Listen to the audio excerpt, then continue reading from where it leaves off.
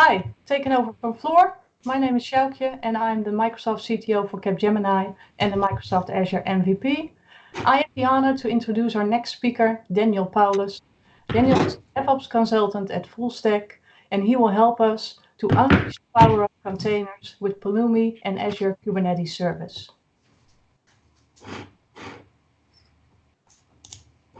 Thank you, Sjoukje. As in the previous talk, I'm going to talk about Pulumi, and I will take you to a journey from containers to AKS and how I can do that in a more modern way. But to take you there, I will first go back to the old days when I first started out with IT. I worked for a company about 10 years ago where we had old school servers. We would go to the data center, we would put them in a rack. One server would run one application. At the time they were built in Ruby, and every server would run a different version of Ruby because all applications would run different versions, and it was a pain. To make that life a little bit better, we started using Chef.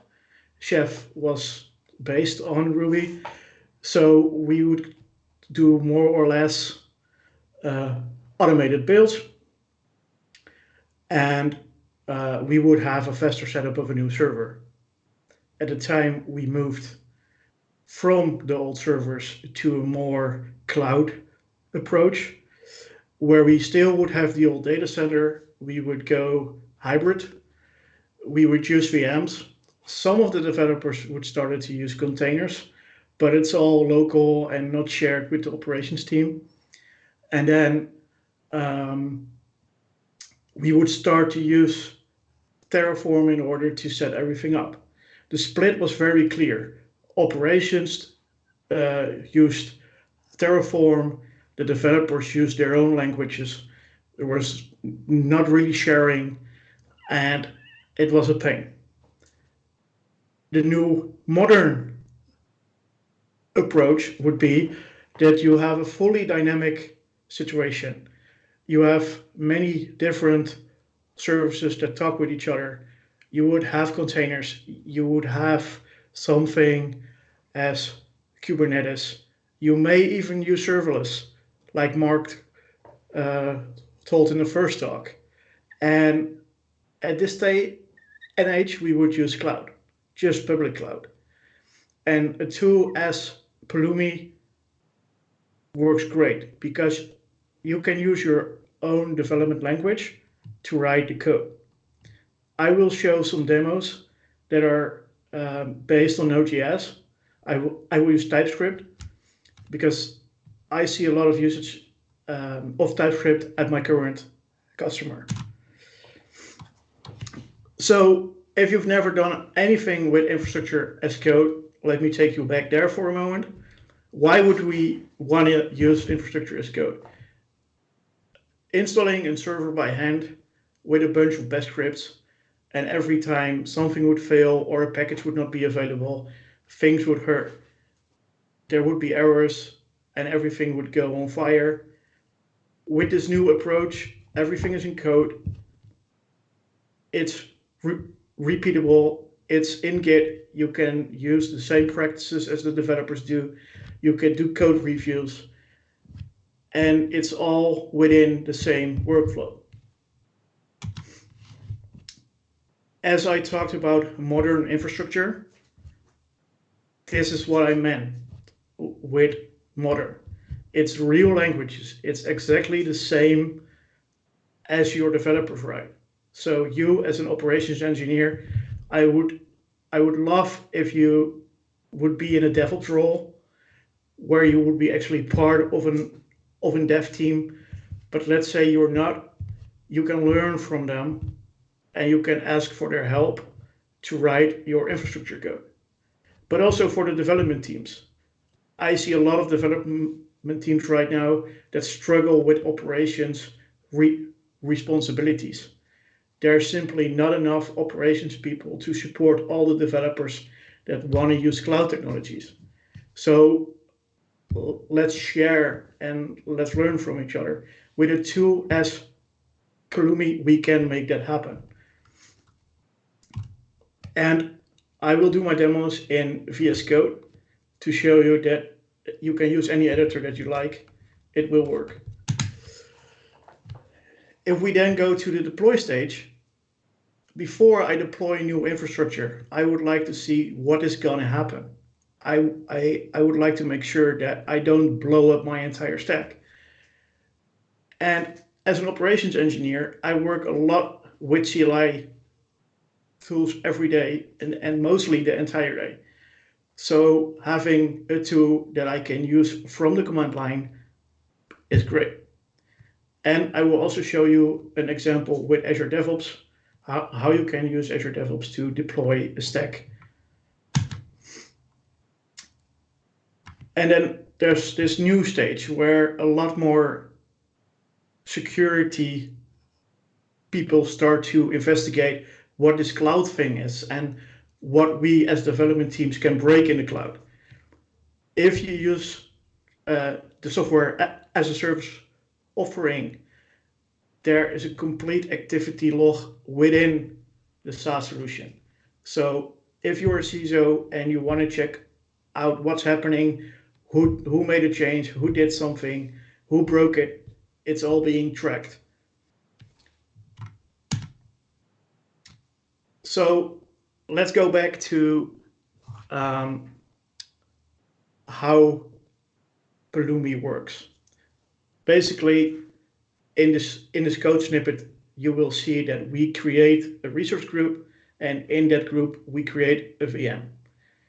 In order to do this, the software must understand that it first has to create the resource group and then has to create the VM. It's all very important that we do that in the right order. So what we do is we define or we link them up by saying that the resource group name is based on the resource group name of the object above. So it understands the order of things. In order to show you how that works, I will have a short demo.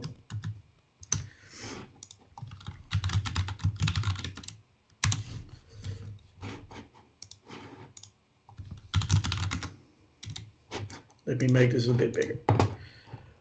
So this is VS Code in my terminal view, and we simply start by executing Pulumi new within the folder that I just created. It will come back to me with a bunch of options. And as I told you, I will go with Typescript, so I choose for Azure Typescript. I can choose from many of the providers that they have available. It will now start to ask me a couple of questions. And these questions will help me to set everything up. So we will go with the name demo1. I don't have to give it a description for now. And then we have to give a stack name. A stack name is very important because we can use acceptance or production, and that way we can split everything up for settings and other organizational information. We will use the public cloud, and because I'm in the Netherlands, I will say West Europe for now. Because it's Node.js, this may take a while.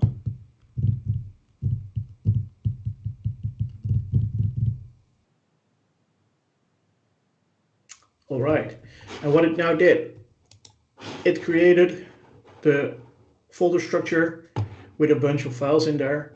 The most important file for now is the index TypeScript, but as you can see, it also made a dev.yaml with some of the settings in there. If we make another stack, it will create another settings file so we can split the settings up.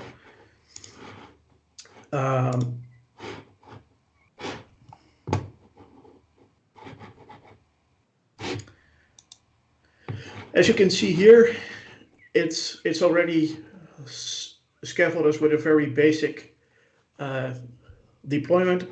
It will create a resource group. In that group, it will make a storage account, and it will output us the connection string. There's a very important thing to understand here. This is the name of the object. It is not the name of the storage account. We can provide a name for the storage account if we like to, but right now it will use an auto-generated name based on the object name. So what will happen here is it will append a unique identifier string at the end of storage. In order to show you, I will bring the stack up.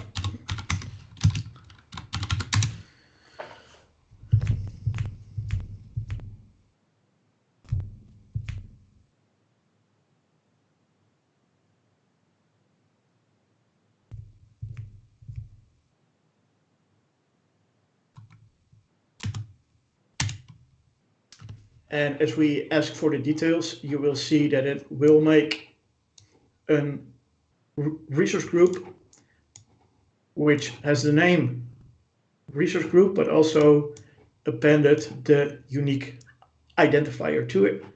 And the same thing for the storage account. For now, let's apply this.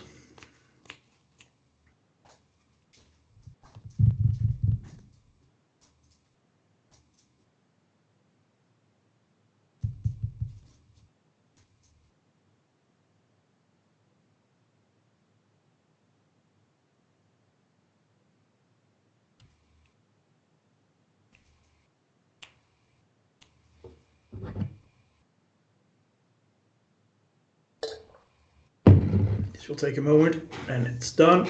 As you can see, we now have a connection string that we can work with. But we have also have the state ready, so we can ask about the state.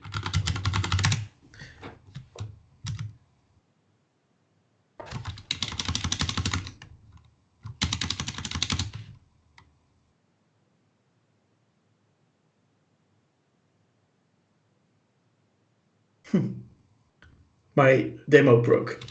Not sure why, but it now stores the state inside of Pulumi.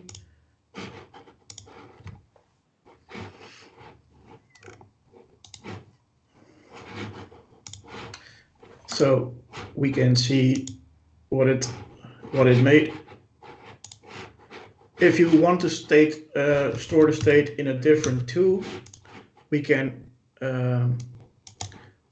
change that by logging in with an Azure blob.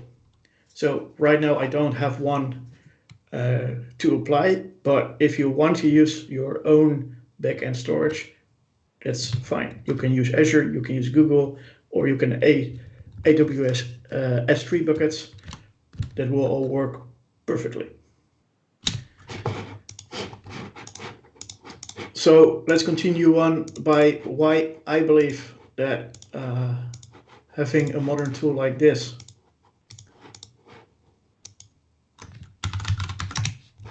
is actually great, because as you saw, it's just Typescript, which basically means that we can test everything that we do. So let's create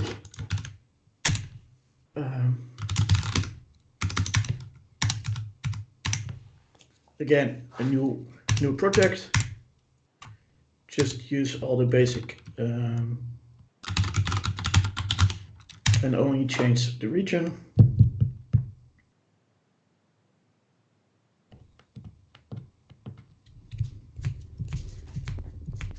What I'd like to show you in this demo is that we can use testing in order to validate our package. let's do some copy pasting as we run to time otherwise.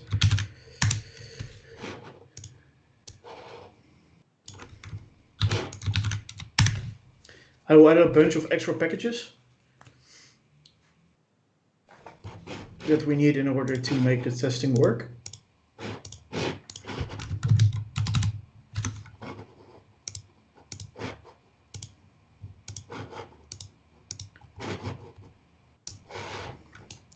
I have pre-made the testing spec.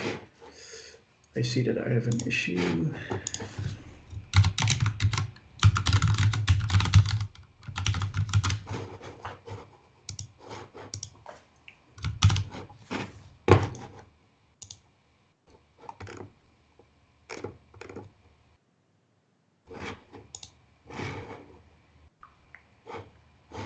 Oh yeah, okay.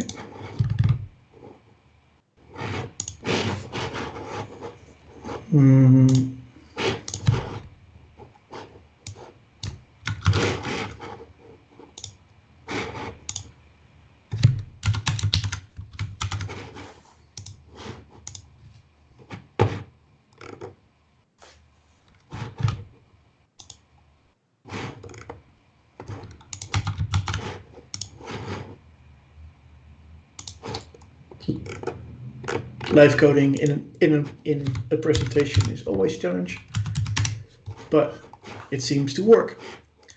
Okay, so what this script does is it basically reads out all the Typescript files that we have in our project, and it then takes out only this file, and the rest will be used for testing purposes. So let's create a storage spec.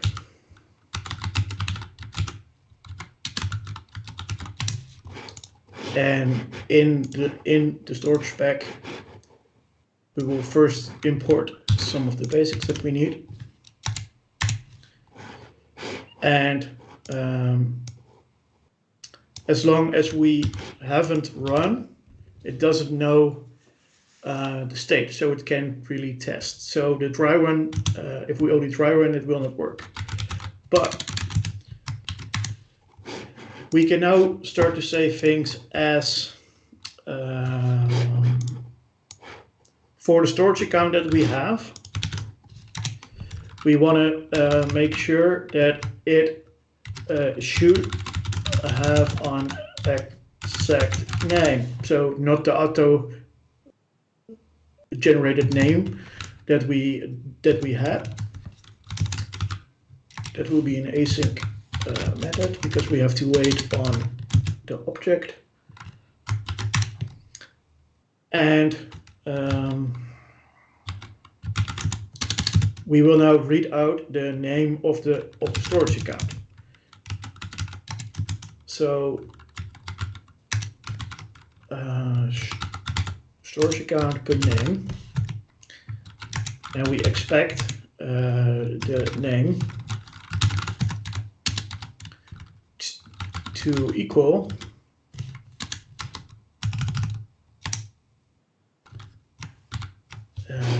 let's go with Pulumi demo 2, because a storage account can have spaces or special characters in it.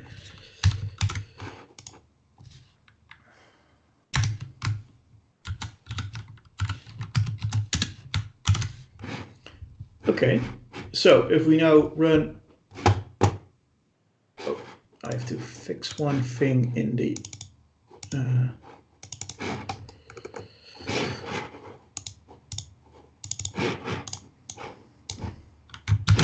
so in order for this to work, we have to export the storage account. So we make sure that we do that, and we have to include the run test methods so that it understands that it has to run the test. So if we now run Pulumi up,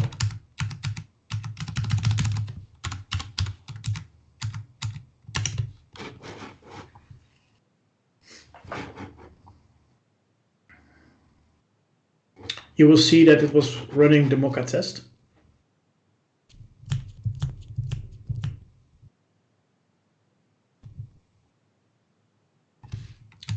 we have to apply it first because once again, it cannot be checked if we're still in preview.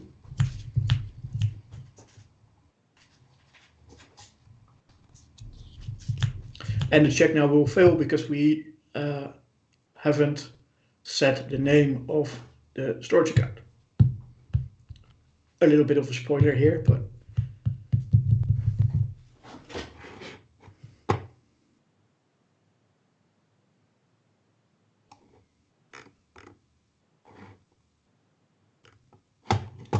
so one is failing. It should have an exact name. It's not passed because it has a random name, while it should have had a predefined name.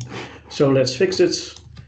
It is quite simple by specifying the name, which we set to Pulumi demo. And if we now apply it again,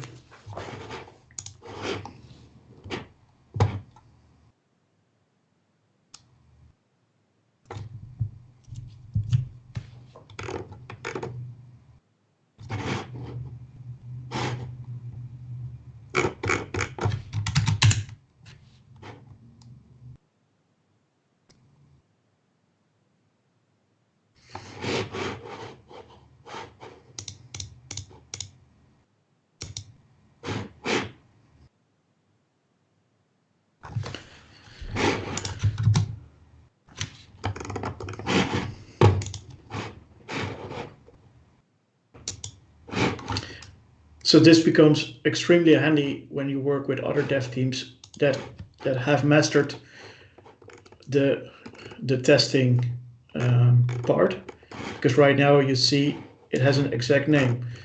You can maybe see that next to an exact name, we could also check for things like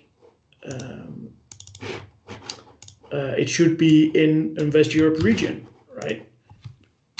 Especially if you do things with GDPR and you want to make sure that your data is not in the US, then you could add tests like check the location if it's equal to Western Europe, for example.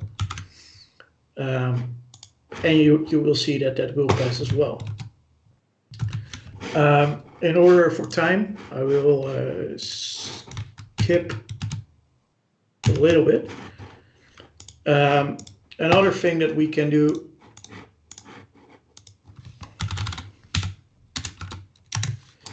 as it is real code, we can also do things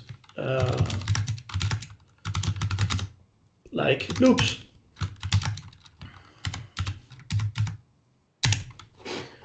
And that's where the real fun comes in, because let's say that for every application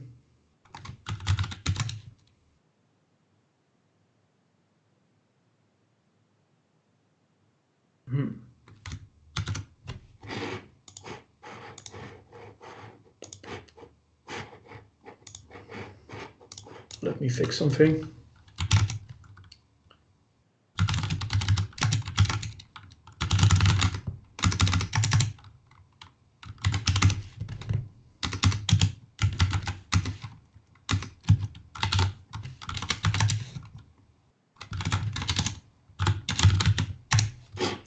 I already had a demo tree open, but not anymore.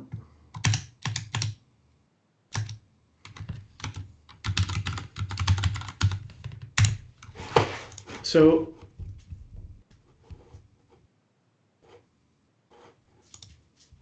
let's say you have a bunch of web servers that you have to launch, which all have the same basic setup, but you will need them for HA or anything like that. We can make a class web server. So let's say web server Typescript. So we have a class web server which extends the basics, and that web server has a network interface. and a virtual machine. And this VM is based upon the name of the loop that we will give it. So we can then use this class here and let it create a few things. So in order of time, I will paste everything in. So what I did here is I included a new package called Pulumi Random. We will use this package to generate a password with a length of 20, and we will make sure that it has the special characters enabled. What we want to do here is we want to make sure that this password is never put in any kind of log, not in the state, never. It has to be secure. So I added an additional output. We generate a resource group. We make sure that there's a virtual network with the basic name, with the basic address spaces and such. And then here the fun starts. So until we count to 3, we generate a new server with a name, with an integer count, and then we will make sure that it's generated based upon the class web server. And if we now run Pulumi up, I will not run this because it takes quite some time, but I will show you what it will build.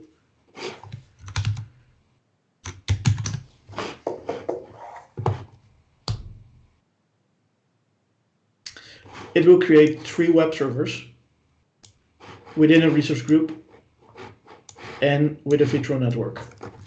So don't. So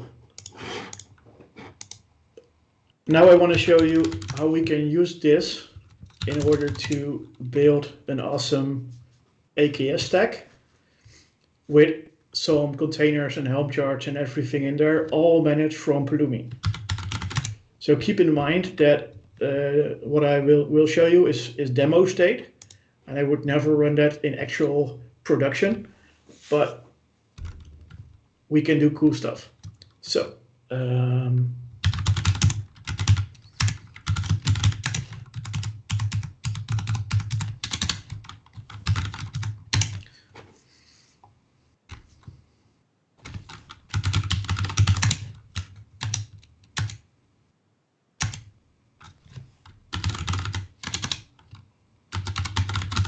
let's in it, and let's start the fun.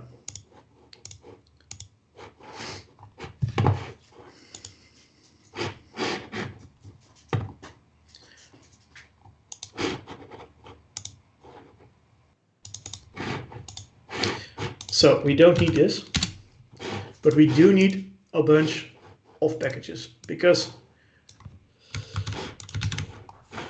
everything within the framework or within the SDK is split up into separate packages. So if I want to do things with the Azure AD, I have to include the Azure AD package. If I want to do things with a Kubernetes cluster, I have to include that as well. Same for Docker. And we're going to start out by creating a password. And we have to have a resource group, which right now I have given the explicit name of Playground. And in order to make an AKS cluster work, I have to have an AD application. So that's why I am using the Azure AD module, so that I can generate an application, which for now I have given the name AKS. We also have to have service principal. So let's create one of those as well, based on the application that we made first. And it needs a password, so that's why we created the password above. And as you can see, we're still in actual code. Every step that we needed as a pre, we can do in Typescript. But the most easy way that we can make this work is simply call and create a Kubernetes cluster. It's a container service which has a few options that it needs to have by default. So that's why I filled in all these details. One of the strange things that I bumped into is that it needs a setting for the Windows profile, because if we don't set this, it will keep updating the cluster with a new cluster every time we run Pulumi, which is strange. I have to figure. I'm not sure yet why this happens.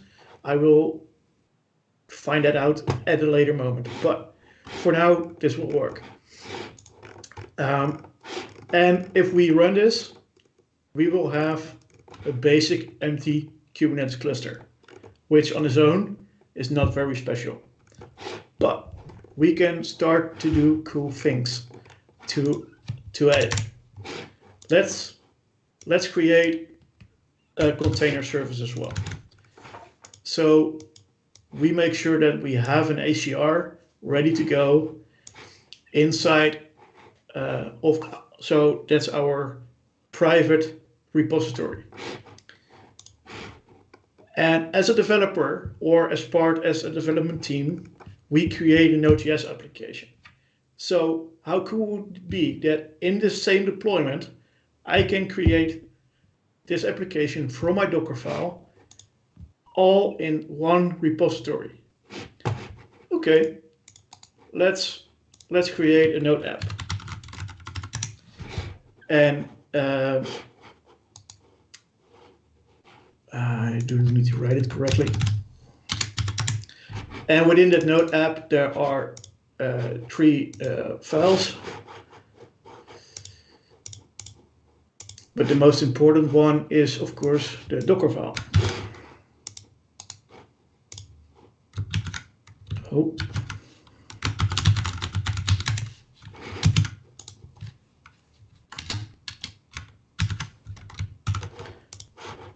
And if we have the Docker file, then we could do something fun by saying, so build a new image that's called Node app, put it inside of the registry, which we just made, and build it based on the custom image folder that we have here. So it detects this Docker file, it will build the Docker file and upload it into the just made ACR. All in one go. And if we can also, in the same time, say we do some things with Helm. But in order to use Helm, we need to make sure that we have a provider, because it has to interact with the cluster. So it uses the kubeconfig in order to do that. And then we can say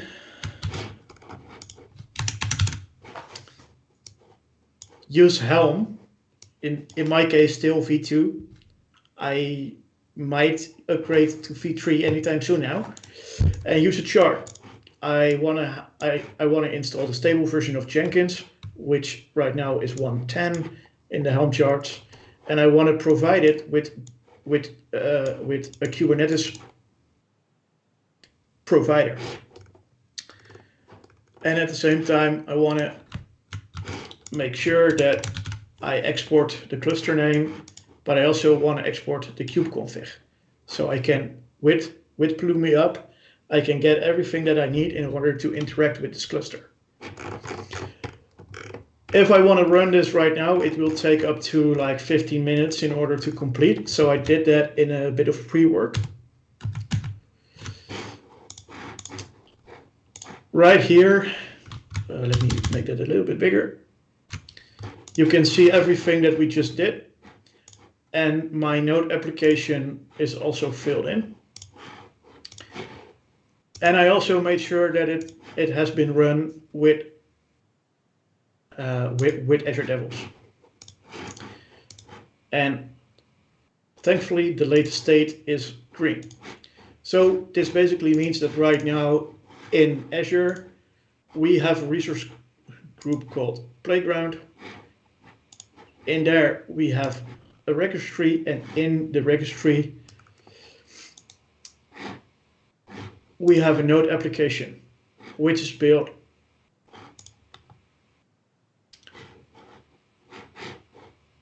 all right.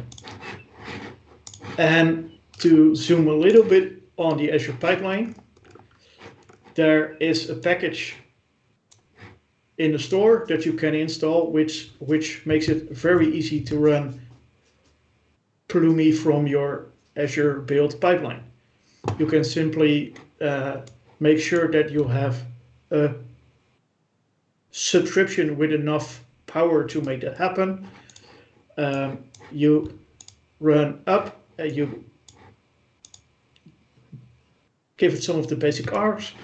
In my case, I want to make sure that I point it to the right folder, and I use the SAS right now, so I have to provide that as well.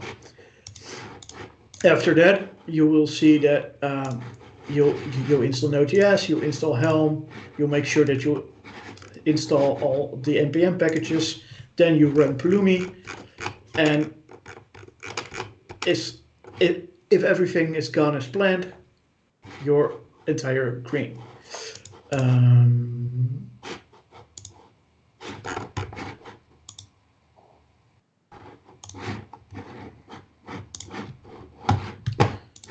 me see. All right. So right now I want to show you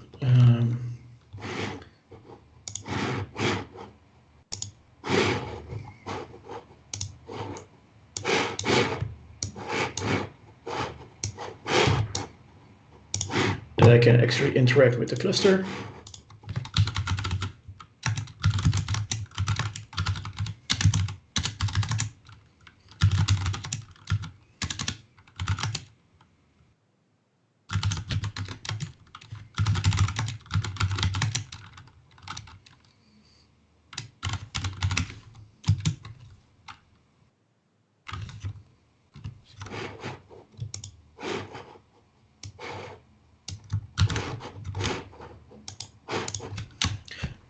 Because we have the state and the stack, we can also output any var that we have exported in a previous run.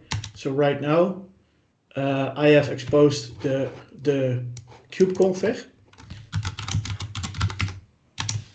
which just contains everything we need to talk with the cluster.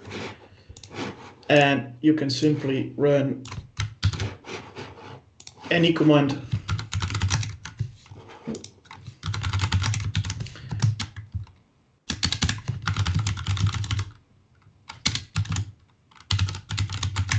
that you'd like, and you see that we have one Jenkins master up and running, and we can even say port forward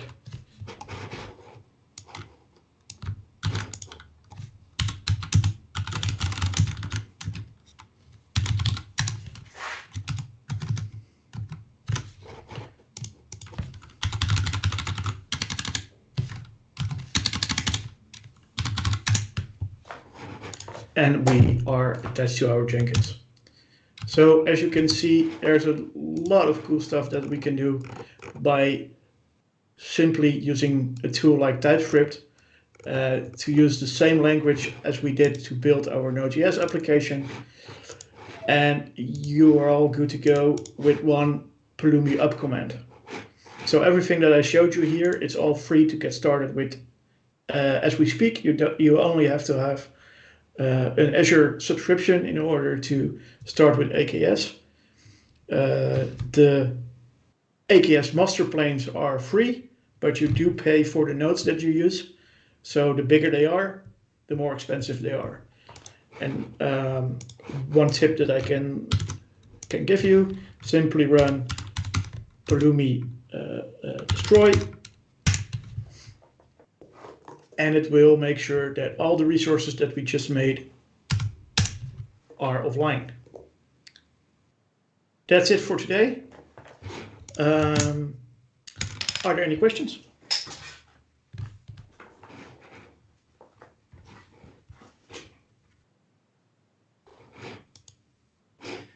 Yes, there are some questions in the chat. First of all, thank you for the talk. I really enjoyed it, especially the mechanical keyboard, which really Oh yeah, is good to also not only see you typing, but hear you typing as well, which makes it less boring. So the first question we're going to answer, I hope, is from Gerrit. And he asks a great question, I think, because he asks about the useful use cases for building and pushing Docker images to a registry with Pulumi. This immediately became a discussion with Andreas because Andreas said, well, I'm not a big fan because I don't want to use different ACRs for different stages. So what's your view on this? Right now, I'm in a situation where we do have different ACRs for each of the stacks. So, and the reason they have that in place is because every ACR has different rights. I think it's a bit of overkill, but you can also push to an already existing ACR. You don't have to you don't have to make one. You can import state into your stack as well. So if you have an existing resource with Pulumi, you can also point to the exact I think it's called URN within Azure, and it will import it. It will not change it. It will only import the state, and it will warn you if the state that you have configured is different than the state that you are importing, and that will work. So the only thing I did this in this demo is to show you it's possible. So you can do a lot of strange things with TypeScript, which is also why I like to use it for a demo. And yeah, so I'm not saying you have to push it, but you can push it. That's the key takeaway here. You showed us because you can. That's great. Love it. So Sebastian asks, is there a best practice for splitting code in several files? Well, I think you should look at the TypeScript best practices here. As soon as you reuse a certain piece of code, it makes sense. So as I did in demo 3, where I split up the web server file as a class, then it makes sense to split it to a separate file. But you can also, so you can include or import anything that you like with in top of the stack. So you can make sure that if I have a lot of configuration settings, I can make a config.ts and include all that config there, and then simply include it to the files that it needs to be included to. But I think that there's a lot more dev people that know a lot more about the best practices than I do. I'm only starting out as that, so. But you're sharing your learnings, which is cool. So there was also another question. The last one we'll do in before the break. Is there a special reason why you wouldn't create the AKS cluster from Pulumi? What's the difference with using Terraform? And is it because the setup you were using for this demo? So the difference for me is that it's real code. This is not the Terraform language. This is real code. Every developer that knows TypeScript in our company knows how to write this, and therefore it's different, and it's also the same. So it uses the same providers under the hood as the Terraform does. The only thing is it's not in the Terraform language. It's in TypeScript. And for me, that's the most important reason to choose for Pulumi. You can use the language that you write your code in, and you don't have to learn anything new. Cool. Okay, well, thank you very much for your talk. Also, thank you, dear people watching this stream, for asking your questions. Keep them coming. You can always mention Daniel on Twitter and ask any question in the YouTube chat. I hope he will stick around for a little bit. So this concludes this session. We're going for a short break for about 30 minutes so we can set up the next speaker. So enjoy a little break and hope to see you soon on one of the other 3 tracks.